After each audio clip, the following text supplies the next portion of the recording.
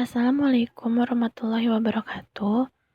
Saya Vilanovita Wojongan dengan nomor BP 181053/2001. Di sini saya akan menyampaikan mengenai konvergensi IFRS di Indonesia akan pentingnya standar akuntansi. IFRS adalah standar pelaporan akuntansi yang menekankan pada penilaian profesional di mana pengungkapannya dilakukan dengan sangat jelas dan transparan mengenai substansi ekonomi transaksi, penjelasan, hingga kesimpulan tertentu.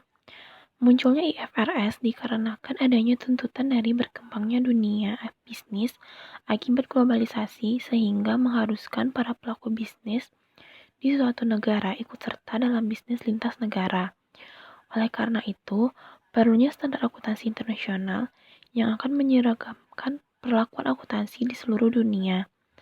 IFRS hadir untuk menjawab permasalahan tersebut untuk mempermudah proses rekonsiliasi bisnis. Dengan adanya IFRS, maka pengguna dapat membandingkan informasi yang termuat di laporan keuangan entitas di berbagai belahan dunia. Banyak pihak menilai bahwa IFRS mampu menghasilkan informasi keuangan secara akurat, komprehensif, dan tepat waktu daripada standar akuntansi domestik yang penerapannya banyak dipengaruhi oleh peraturan perundang-undangan di negara tersebut, situasi politik, dan hukum pajak yang berlaku. Oleh karena itu, banyak negara mulai mengadopsi IFRS ke dalam standar akuntansi domestiknya, salah satunya dengan melakukan konvergensi IFRS. Konvergensi IFRS merupakan usaha menyesuaikan standar akuntansi domestik agar menjadi sama maupun mendekati dengan standar-standar yang diatur dalam IFRS. Sudah banyak negara di dunia yang mengadopsi IFRS sehingga saat ini IFRS menjadi fenomena global. Pengadopsian IFRS oleh negara-negara di dunia membuat Indonesia ikut melakukan konvergensi IFRS ke standar keuangan lokalnya yang dilakukan secara bertahap. Jadi, IFRS memiliki peranan penting dalam pengembangan SAK di Indonesia. Selanjutnya, kita akan membahas mengenai hal-hal yang menunjang Indonesia untuk mengimplementasikan IFRS secara bertahap ke dalam standar keuangan domestik, yaitu PSAK. Hal-hal yang akan dibahas yaitu yang pertama sejarah IFRS, yang kedua peta arah konvergensi IFRS di Indonesia, yang ketiga perbedaan PSAK dengan US Generally Accepted Accounting Principle dan PSAK dengan IFRS. Yang keempat, hambatan upaya konvergensi IFRS di Indonesia. Dan yang kelima, relevansi konvergensi IFRS terhadap kualitas laporan keuangan. Baiklah, yang pertama yaitu sejarah IFRS. IFRS adalah standar, interpretasi, dan kerangka yang diadopsi oleh Badan Penyusun Standar Akuntansi Internasional yang dikenal dengan International Accounting Standard Board atau IASB. Standar ini disusun oleh 4 organisasi utama yaitu Badan Standar Akuntansi Internasional, Komisi Masyarakat Eropa, Organisasi Internasional Pasar Modal, dan Federasi Akuntansi Internasional. Sepanjang tahun 1999 hingga 2000, IASC melakukan restrukturisasi dengan mengubah konstitusi, strategi, struktur, dan nama. IASC berkeinginan untuk menjadi badan akuntansi yang lebih independen dan profesional.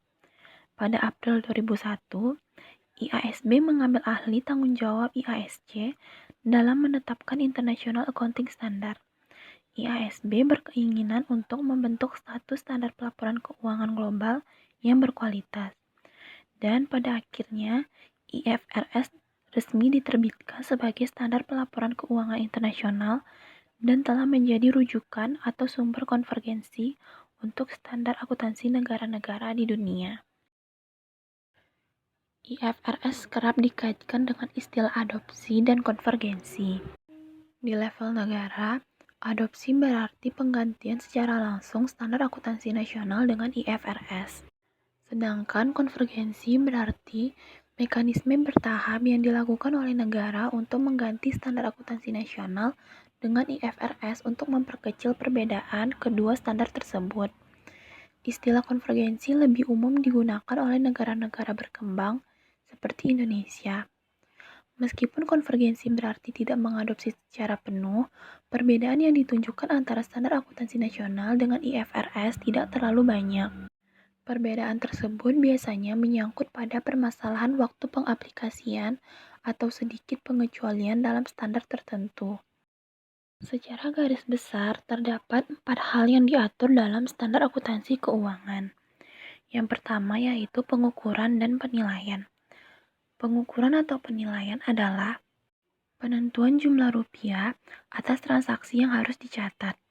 Standar akuntansi memberikan pedoman dasar-dasar pengukuran yang dapat digunakan untuk menentukan berapa jumlah rupiah yang harus diperhitungkan dan dicatat pertama kali dalam suatu transaksi, atau berapa rupiah yang harus dilekatkan pada suatu pos laporan keuangan. Pengukuran lebih berhubungan dengan masalah penentuan jumlah rupiah yang dicatat pertama kali pada saat suatu transaksi terjadi. Penilaian lebih dihubungkan dengan masalah berapakah jumlah yang harus ditetapkan untuk setiap pos laporan pada tanggal laporan. Yang kedua, definisi elemen dan pos laporan keuangan. Standar akuntansi memberikan batasan mengenai definisi atau pengertian istilah atau nama-nama yang digunakan laporan keuangan agar tidak terjadi kesalahan klasifikasi penyusunan dan kesalahan oleh pemakai. Dengan batasan tersebut, setiap transaksi akan dimasukkan ke dalam elemen dan pos yang tepat. Yang ketiga yaitu pengakuan. Pengakuan berhubungan dengan masalah apakah suatu transaksi dicatat atau tidak. Prinsip akuntansi mengatur tentang pengakuan ini dengan memberikan beberapa kriteria pengakuan, yaitu syarat-syarat apakah yang harus dipenuhi agar suatu transaksi dapat diakui. Yang keempat yaitu pengungkapan dan penyajian.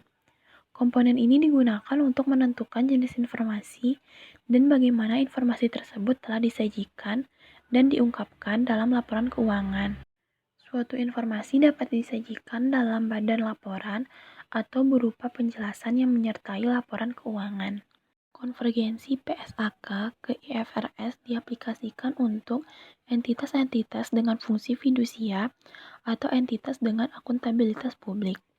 Entitas dengan fungsi fidusia yaitu bank, BUMN, dan entitas yang telah terdaftar di pasar modal. Sedangkan untuk entitas yang tidak mempunyai fungsi fidusia dan entitas dengan fungsi fidusia yang diizinkan oleh regulator dapat menggunakan SAK etap. Dewan Standar Akuntansi Keuangan menjelaskan bahwa tingkat pengadopsian IFRS dibedakan menjadi 1. Full adoption, yaitu suatu negara melakukan adopsi atas produk IFRS dan diterjemahkan per kata ke dalam bahasa yang digunakan negara tersebut. Yang kedua, adopted.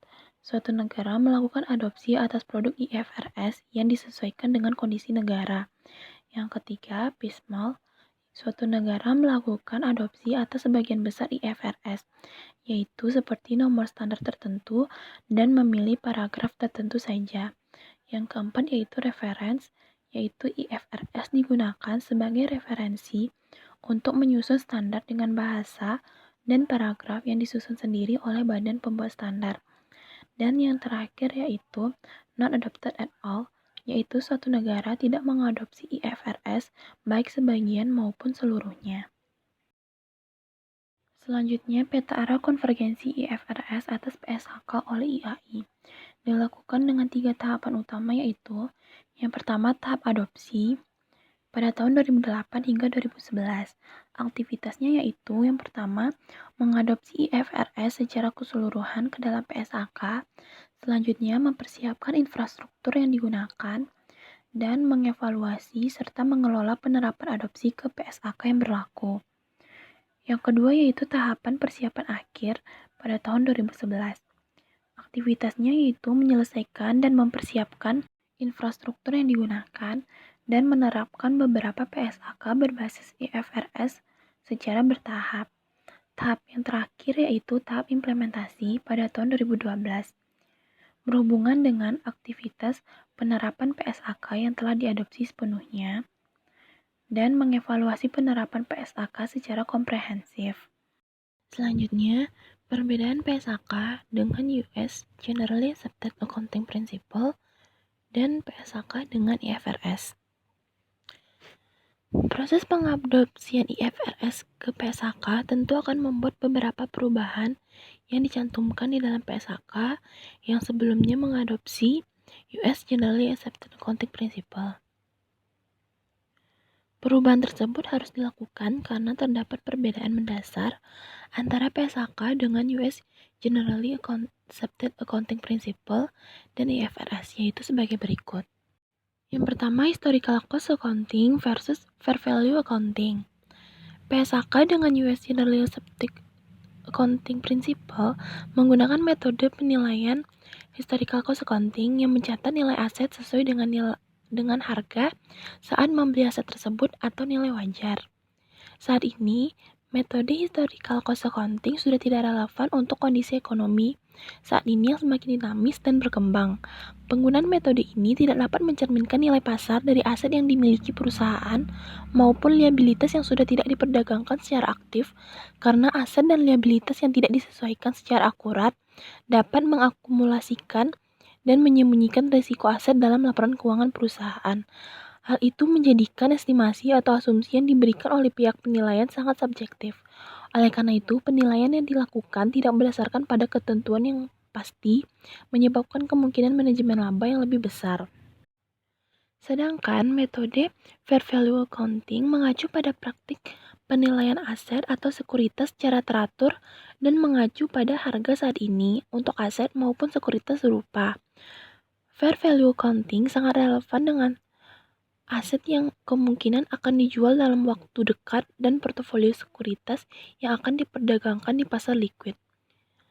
Ketika harga clearing untuk aset mudah diamati dan didokumentasikan, revaluasi nilai aset berdasarkan nilai kini dilakukan untuk mengevaluasi penurunan nilai yang terjadi pada suatu tanggal pelaporan sehingga laporan keuangan mampu mencerminkan kondisi ekonomi yang sebenarnya.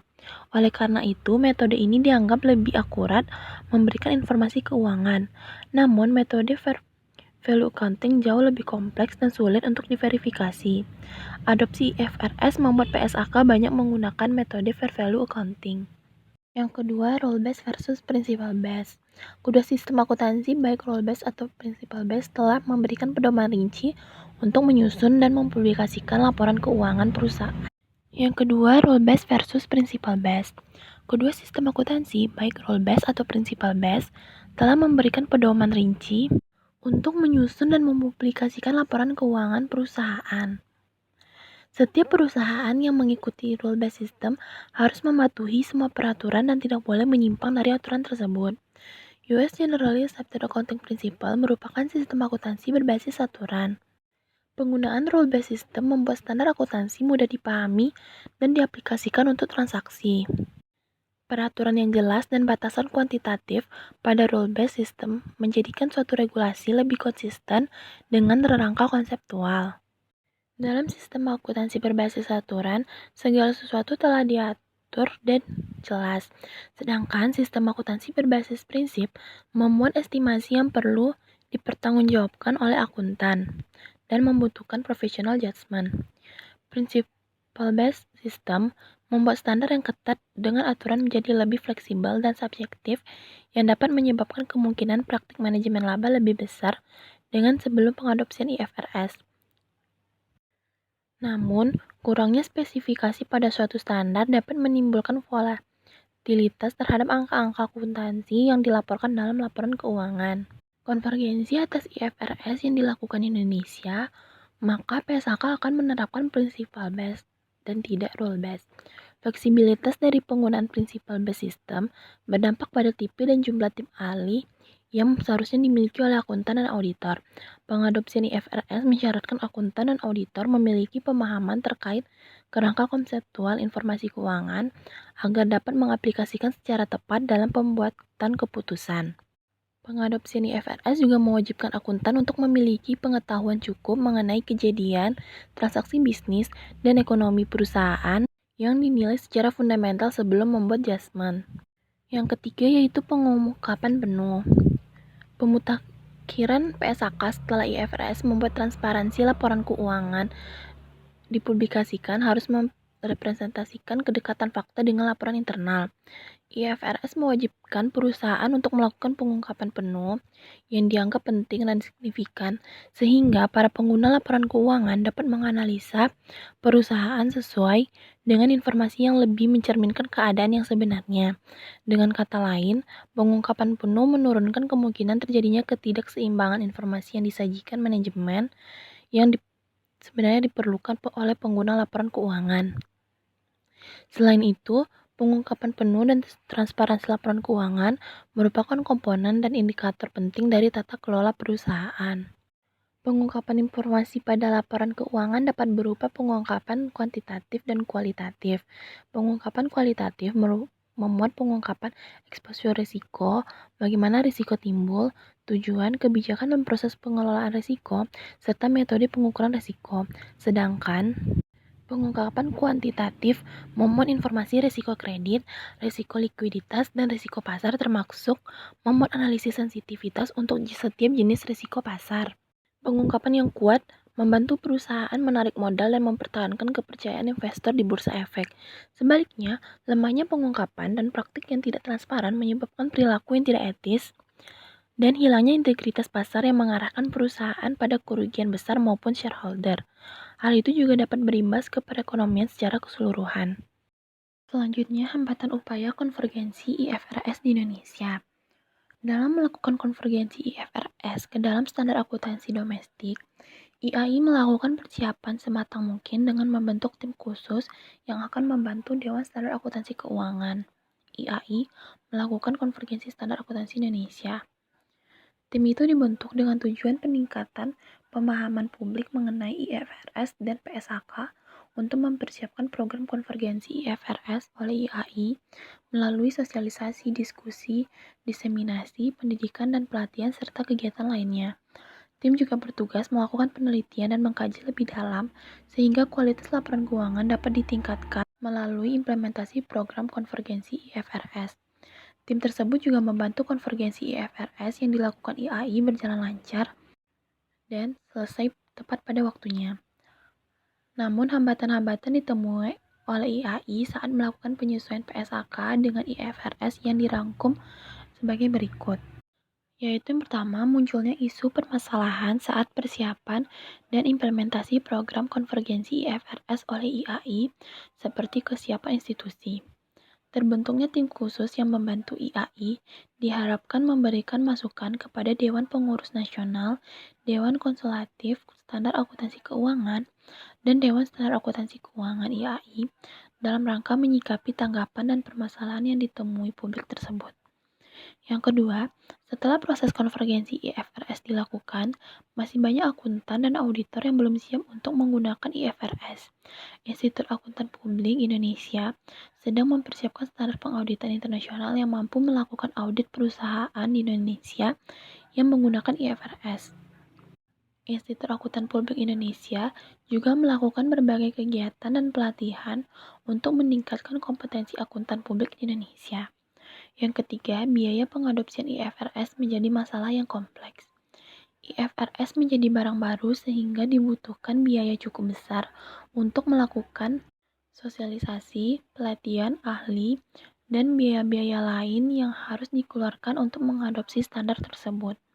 Yang keempat, bahasa turut menentukan keberhasilan konvergensi IFRS yang harus diterjemahkan ke dalam Indonesia. Kendala bahasa terkait penerjemahan IFRS jika tidak dicermati akan menyebabkan masalah berupa penyimpangan dalam pengungkapan kondisi keuangan perusahaan. Dan yang terakhir yaitu aspek hukum dan peraturan perundangan yang berlaku di suatu negara menjadi faktor yang harus dipertimbangkan sebelum mengadopsi. Selanjutnya, relevansi konvergensi IFRS terhadap kualitas laporan keuangan.